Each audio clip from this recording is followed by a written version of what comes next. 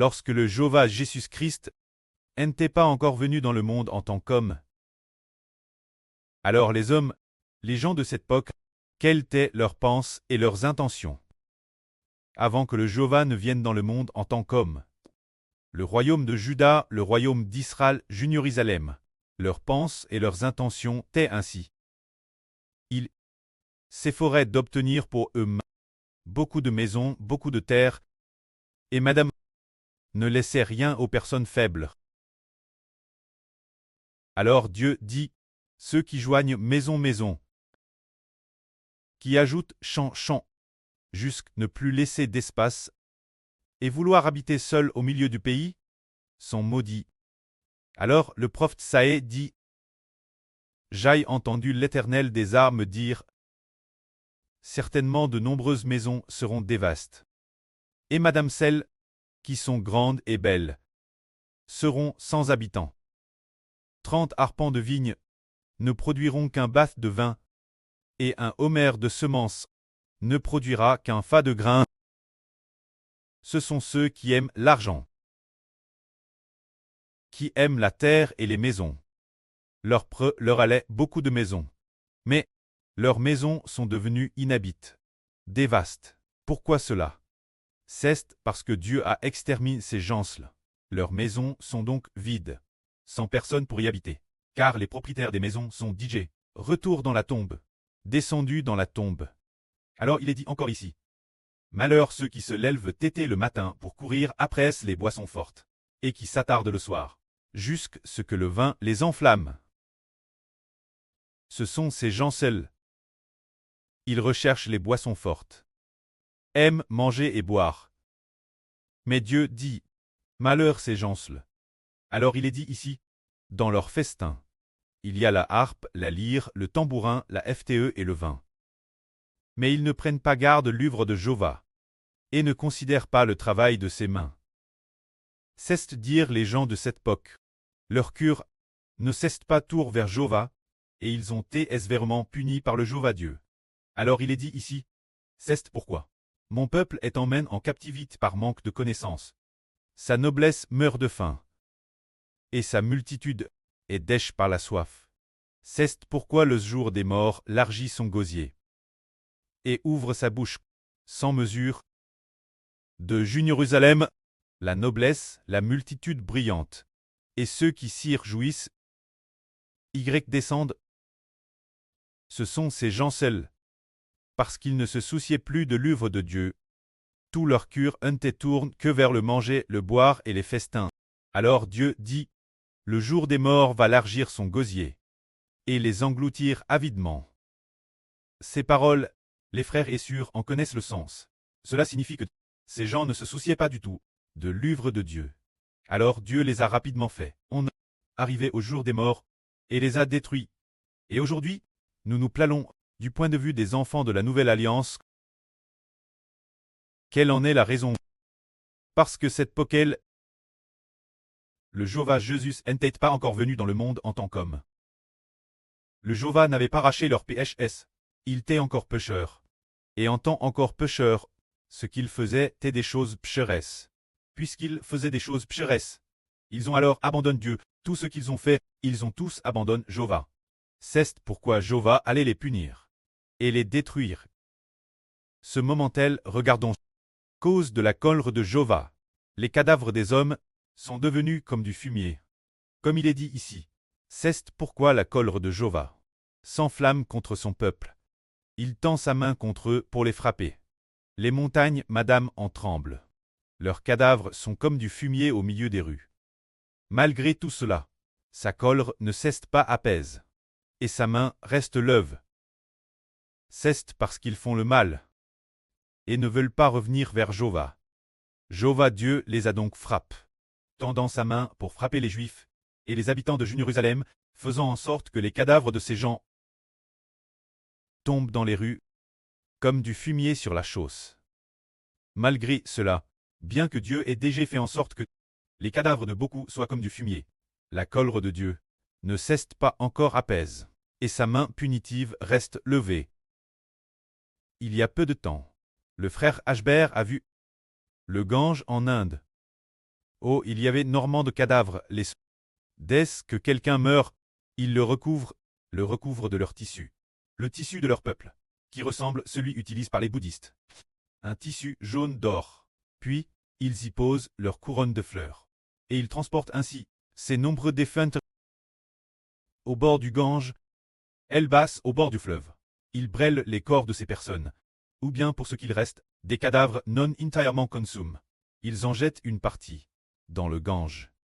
Le frère Ashbert comprend profondément que c'est parce qu'ils adorent des idoles et servent d'autres dieux qu'ils ont provoqué la violente colère de Dieu, bien que leurs cadavres au bord du Gange soient extrêmement nombreux, et que n'importe quel moment où l'on s'y rend, on puisse y voir de nombreux cadavres le long du fleuve. Pourtant, malgré cela, la main de la fureur de Dieu reste levée, et ne cesse pas apaise. C'est parce qu'ils ont adoré d'autres dieux, et servi des idoles, qu'il est difficile pour Dieu d'apaiser sa colère. Ce moment-là, le précleste Jova va appeler une nation. Cette nation viendra des exmis de la terre, et elle arrivera rapidement. Il est donc dit ici, nul d'entre eux n'est fatigué, nul ne trébuche, nul ne sommeille, ni ne dort, leur ceinture ne se détache pas, ne se renche pas, et la courroie de leurs sandales ne se rompt pas. Leurs peux sont aiguisés, tous leurs arcs sont tendus. Les sabots de leurs chevaux sont durs comme le diamant, et leurs chars sont rapides comme un tourbillon. Leur rugissement est comme celui d'une lionne. Ils rugissent comme des lions. Ils grondent, saisissent leur proie, et l'emportent, sans que personne ne la leur arrache. Il semble donc que cette nation soit Babylone. Dieu va envoyer Babylone pour détruire Jérusalem. Ce moment-là, il est dit, en ce jour, ils gronderont contre Israël. Ils rugiront contre les Israélites. Comme le mugissement de la mer, si l'on regarde la terre, on ne verra que ténèbres et détresse, et Madame la lumière s'obscurcira par les nuages. Ce passage raconte que, parce que le peuple d'Israël du royaume de Juda adorait des idoles et ne s'appuyait pas fermement sur l'Éternel, avec des idoles, et en provoquant la colère de Dieu avec d'autres dieux, l'Éternel Dieu sifflerait pour rassembler les Babyloniens de loin, pour venir détruire Jérusalem. Mais, bien qu'elle ait été détruite, et que le temple ait été démoli, Dieu s'est mis en colère, et n'a madame pas parvient son propre temple, le temple de l'Éternel. Dieu l'a détruit. Jérusalem a été entièrement brûlée par le feu.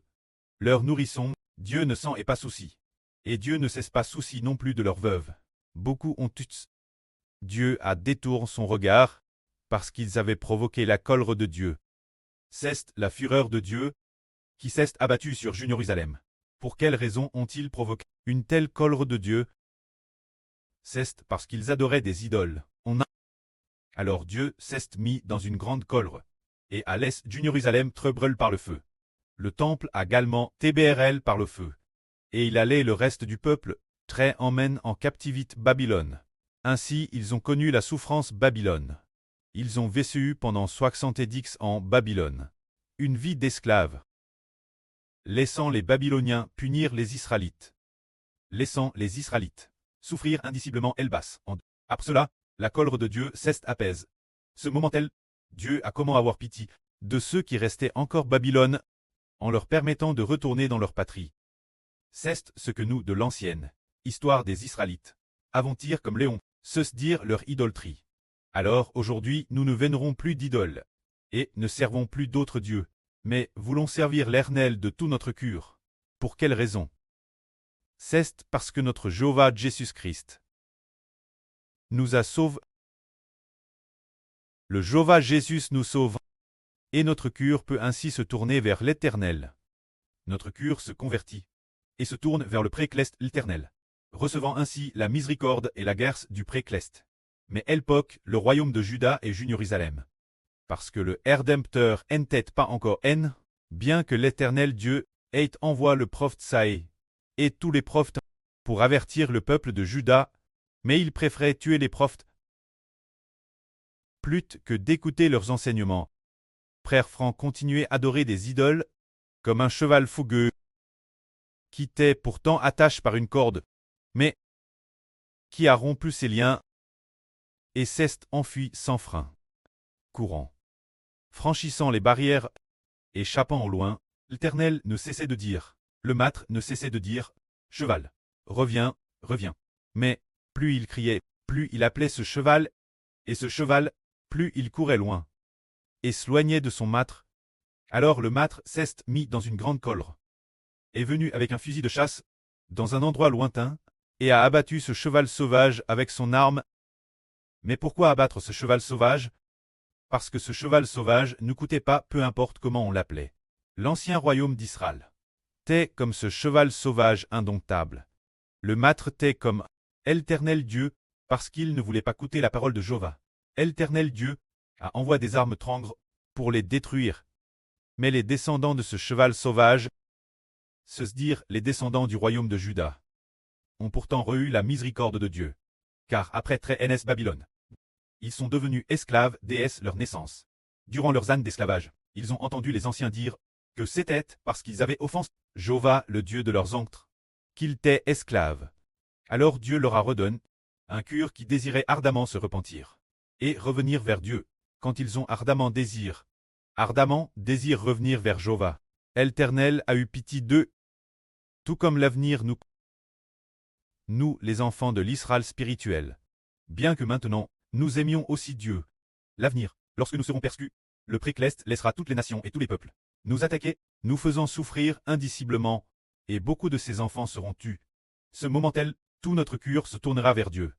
Et de plus, ayant enduré tant de souffrances, quand notre cœur entier n'aura plus que Jéhovah, l'Éternel, Dieu aura pitié de nous, et nous sauvera, nous emmenant vers la mer de verre du royaume des cieux. C'est ainsi que Dieu, après les souffrances, c'est au milieu de la souffrance, que naît en nous la foi au Jéhovah. Par exemple, quand nous ne traversions pas de souffrance, nous ne cessions d'entendre le frère Ashbert nous appeler sans cesse, disant, frères et sœurs, quittons notre pays, pour bâtir ensemble Israël. Il semblait que nous ne comprenions pas vraiment, et n'étions pas TRS dispos, mais l'avenir. Quand Dieu, dans sa fureur, travers les gens de Satan, nous attaquera sans cesse, nous faisant souffrir indiciblement, et nous faisant voir de nos propres yeux beaucoup de personnes se faire tuer, alors notre cœur saura comment revenir vers Dieu. Et il n'y aura plus aucune réticence, mais un grand désir. Quand de tout notre cœur, nous servirons Jéhovah, le Précleste nous fera revenir. Pour recevoir sa grâce et sa bienveillance, que la gloire soit rendue auprès et au Jéhovah. Amen.